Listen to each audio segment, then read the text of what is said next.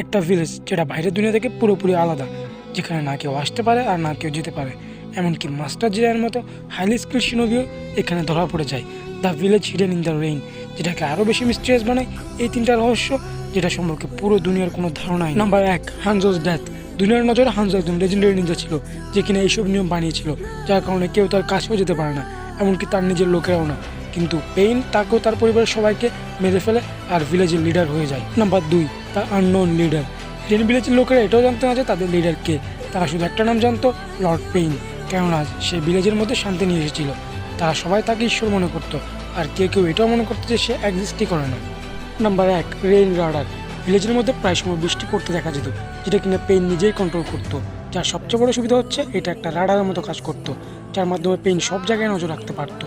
কিন্তু এই রাডার আসার পর শুধুমাত্র একজন ব্যক্তি বেঁচে ফিরে যেতে পেরেছিল, আর সে হচ্ছে আমাদের কাকাশি হাতাকি।